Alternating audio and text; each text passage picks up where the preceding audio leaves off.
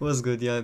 Today we're going to talk about preparation heroes for Codex. So, tomorrow is Codex Day again, and let's do a quick recap about which heroes were effective last week, who could you still build to find the most success, as well as some speculation-ish slash recommendations for the reworked Zealous boss, because Zealous now changed from a vulnerability state after the shield being broken to an increased hero damage plus heightened rage region state, so your heroes get more rage while they attack the boss as well as doing more damage, and they've reduced the number of hits required to break his shields. So compared to the usual, oh, we just tank the wipe hit approach, that should still be viable.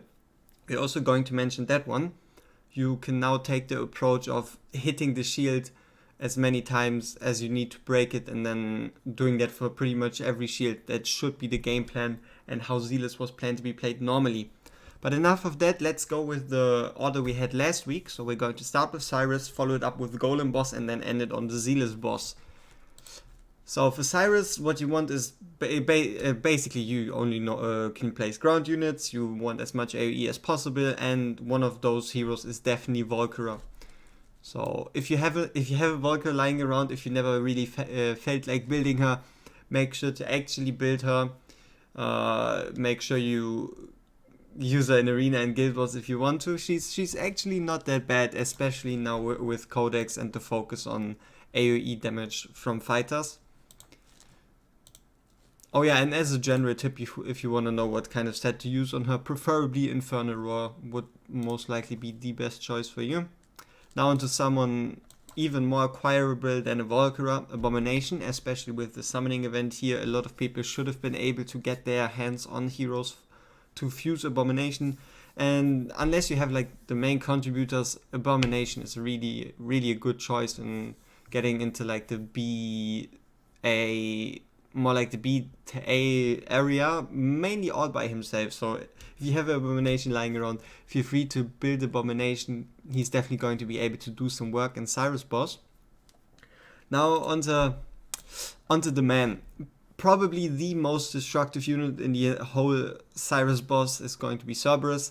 Cerberus' ability to not only do AoE damage around himself, but also shoot out an AoE bomb kinda that then ticks on the ground is a major help. And if you haven't built your Cerberus, make sure you build your Cerberus, or even try to dive a little bit deeper in building your Cerberus better. Try to make him survive longer. And something very, very important, if you don't have a Lunacy Visor yet, so the artifact that allows Cerberus to regenerate health, make sure you play AMR to get it, or if you want to play some more AMR to try to upgrade your Lunacy Visor, because the higher the Lunacy Visor, the higher the chance for Cerberus to survive, and the longer Cerberus survives, the higher your score. Someone you also need to mention in the same breath as Cerberus is someone that was pretty unused before Codex came around, but now sees use, be it in Codex or in Arena, which is Aatrox. Even if you don't have a Cerberus, Aatrox can put in some major work. So if you have him lying around, haven't built him yet, get to building him, bring him to 6 stars, max out his skills, give him an Awaken or 2 if you can.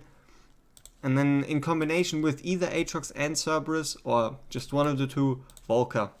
Volker is mainly there to allow you to, specifically Aatrox, to place Aatrox multiple times on the field, which is going to really increase his damage because he has the same on-death effect as a Cerberus.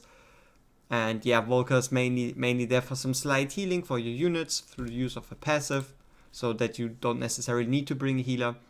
And then obviously the ability to respawn Aatrox, and maybe even Cerberus if you play it right or wrong, however you want to call it. Now, on to the other crazy heroes. Someone that's probably a bit underrated but should be pretty good, but we just haven't seen it yet, is going to be Giselle. If you have a Giselle and you're wondering, oh, should I build her? Honestly, Cyrus boss is probably going to be one of the, if not the best scenario for you to make use of her. Then on to Adair.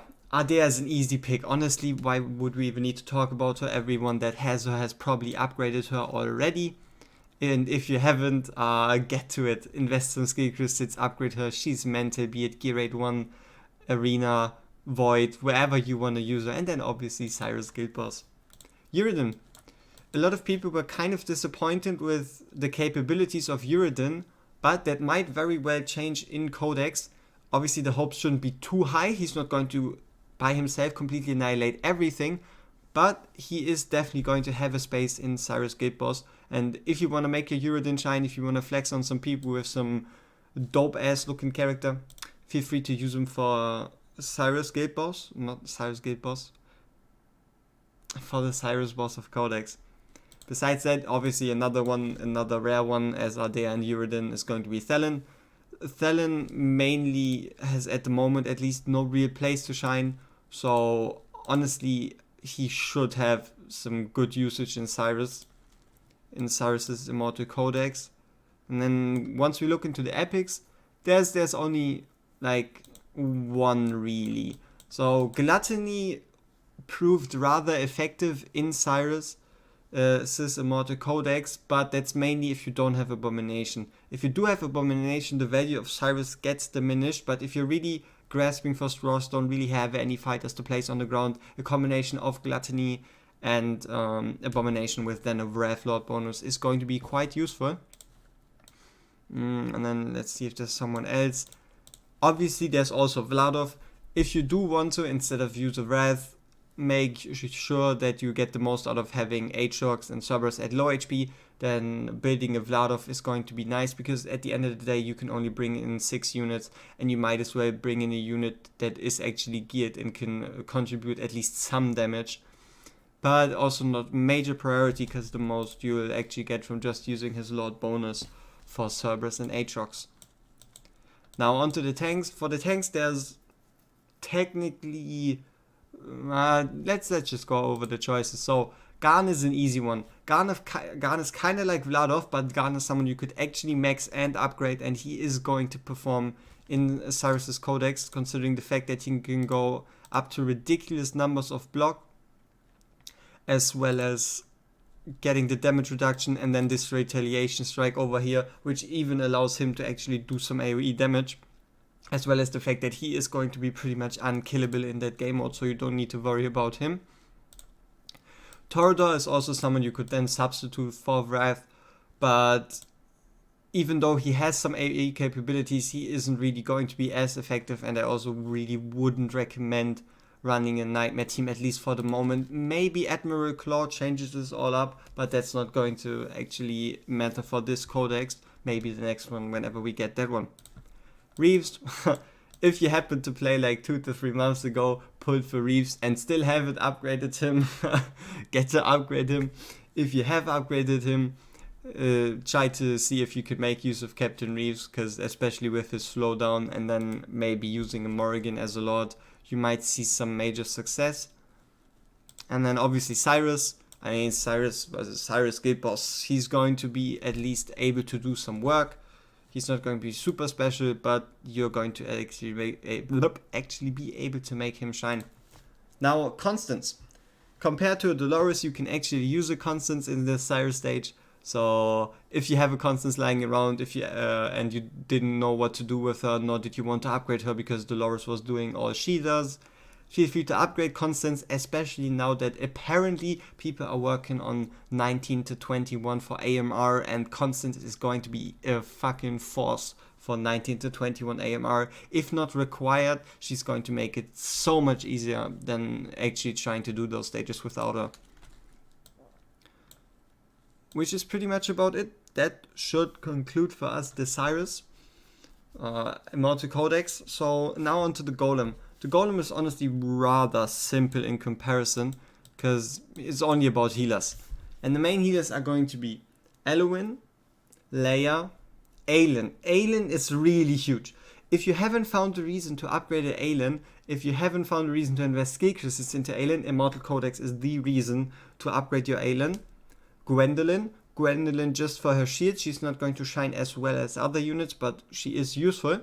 Sadie, please make sure, if you really want to bring Sadie and have Sadie help you get far in Immortal Codex, that you do actually get the ultimate to level 3 to increase or to reduce the damage your allies take, as well as if you place your units, make sure that Sadie is actually giving damage reduction to all the attack based healers, because the HP based healers aren't really in danger of getting killed compared to the HP based, to the attack based healers, which is where your formation crumbles first and then you completely lose.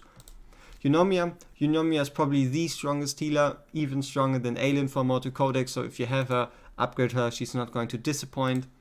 Vortex is an easy pick, most people already have him Vortex or even have him upgraded. He's going to be pretty solid for Golem boss. Then Medan is also going to be quite nice, especially considering the fact that she has a Dispel debuff, or yeah, debuff Dispel, however you want to call it. Hollow also, if you still haven't upgraded your Hollow, upgrade your Hollow. Guild Boss, Void Rift, Campaign, wherever you want to use her, make sure you upgrade your Hollow. She is that good. And then someone that was kind of like a rising star or dark horse for Golem that no one really expected is Nisande. If you're still struggling with healers and you have a Nisande sitting around, she's not only used for Perfection Trials, but she actually puts up some mad numbers in Golem. So upgrade your Nisande, bring her to 6 stars, preferably max her awakenings, upgrade her skills, and she is going to deliver. She really was one of the biggest surprises when it came to Immortal Codex and use for units. Alright, now on to the last one, which is going to be the Zealous boss. And we're going to again go over the old method. Let's call it the old method because it is still going to be viable, which is ignoring the shields and then dealing damage after you've survived the smash using be it Vortex or Sadie. So let's talk about the heroes. So the main heroes used for that tactic were Salazar, Valeria. Salazar, Valeria as like the main damage dealers for the fighters, even an Arrogance, and then obviously a Toreador as the Lord bonus for those units. So Nightmare Team was fairly viable, wasn't able to hit triple S, but at least get close. But that did require a Toreador. And besides that, then we have Araka. The only reason Araka is viable is if you have a Silas. And the only reason a Silas is viable is if you have a Vierna. So to use Araka or even Silas, you need not only Araka, Silas, but also a Vierna. If you don't have those three, the combo is not going to work and you're not going to see the numbers that everyone else gets. And that is about it. And honestly, the way it goes. Besides that, Deimos is also someone that could be viable in doing damage even by blocking the shield. So keep an eye out for Deimos. Tank-wise, interestingly enough, King Hars. King Hars made an appearance. The biggest problem you need is A1. So if you want to make use of King Hars to survive the slash from Zealous because the shield will still suck, we don't know. But if the shield still sucks, you need your King Hars at A1, which is at least slightly ridiculous. Then over here, Constance. Constance was especially... So there's technically two approaches. Approach number one is using Eloin and a Sadie. So that is pretty much you taking away a ranged spot. Or technically two ranged spots. So Eloin and Sadie to survive the slash of the boss. And then something that popped up later was the combination of Volker, Laurel, and Vortex. So in Volker, Laurel, Vortex, you were able to use the Dolores instead. So if you don't have an Eloin or Sadie or Constance or any combination of the three, then you might not need to run Constance, and you could instead run Laurel, Vortex, Volker to survive the blast and then smash in the Dolores and hope your two fighters are going to do the work. Then we already talked about it a bit. Damage dealer wise, yeah, honestly, those are about the units that have been used for the old strategy, and if you've probably noticed, there weren't a lot of units. So now let's talk about the new one. They said they're going to reduce the number of hit counts, so you should be able to bring in units that hit the shield, reasonably break the shield, have their ultimates up by the next shield, and through that mechanic then upgrade your score so not everyone gets stuck on C, F, E, B, no more than 5 people hitting triple S. But there is no guarantee it's going to be working the way it does. though, we can already obviously make some speculations. Setram. Setram is going to be quite huge. A Setram, it depends on what you have. If you have the exclusive artifact for Setram, Setram is going to hit a bit more hits, and also if you have the A5. So as an enormous Setram is going to hit around 120 times. So Setram can do around 120 hits against the shield. And that obviously becomes more once you have him at A5 or have his exclusive artifact. So those are kind of like the factors that probably allow him to go to like 120, 140, 160, maybe even 180. So that's obviously a lot of hits, and Setram is going to be one of the main contributors in you actually killing the shield. And someone else that found some value now, which is Calypso. The fact that Calypso gets her seal stones, which all count as single attacks and then allow her to basically attack 5 times instead of just attack a single time, as well as triggering 2-hit combos through the use of evil protection, is something that really helped her out. Though one of the main points to really make Calypso viable is at least A1, and then if you really want her to be the shield destroyer, obviously getting the A5 for that extra seal stone, adding in 2 to 4 hits depending on evil protection or not. So yeah, Calypso also established herself as one of the more viable units when it came to shield breaking. And now we have Sargak.